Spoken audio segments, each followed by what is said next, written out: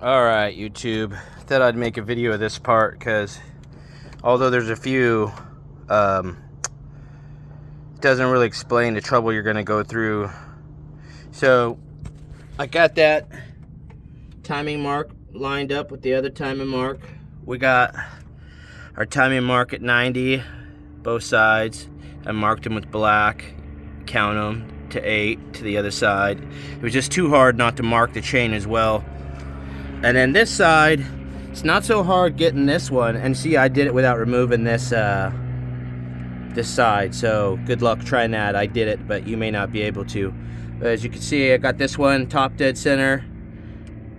And the one I had, at first I had it off a tooth, so I had to adjust it to the center tooth, which made it more at 90. And then I had to mark that. It's kind of a sloppy mark, but that's the dark one. It's on the yellow on the black. I had that off a tooth too. So this cam right here is the last one you're gonna do, and it's springy. It wants to spring to this way. So you have to have somebody put a socket on here. I had deep socket, so I go over this guy. It's a little oil fucking pressure dilly, oil pump, whatever.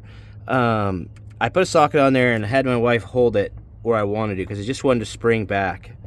And I had to do that to get the chain where I wanted it and to get this, because you see I didn't take this off, so I couldn't slide the guide down from the top. I had to slide them from the bottom up.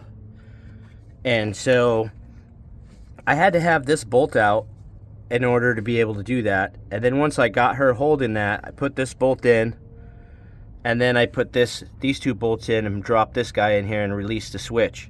Now it has tension on it, and it's holding that cam up and to the 90-degree position. Otherwise, it wants to spring back about, I don't know, 15 degrees. And so you really can't hold the wrench while you're holding the slack out and then tightening those 3 bolts. So that particular spot, you're going to need a help. But as you can see, you got 90 there, right at the 90, right at the 90. When I'm saying 90, see this flat edge right here? 90 degrees up from there. That's the timing marks. You got to have that at 90, that at 90, both these at 90, and those lined up at the bottom, those 2 timing marks. It doesn't really matter about this timing mark up here. We just set it up that way because that way you can see here when it's top dead center by just looking down. You have to look to the one below it. You can see it's kind of blocked. But as you can see, they're both lined up there. And this is what matters in the beginning. You got to make sure that's perfect. And then I just line that one up. It slides off and on. We're gonna put it back together. We bought this car for 300 bucks, and we found quite a few broken things in the timing arrangement. The cam caps were broken on the cam here. So I've got new caps now, but I've got new bolts that I've got to go pick up because the bolts bent. I don't know, they're somewhere over here. They're bent. And see, here's the new caps that I bought.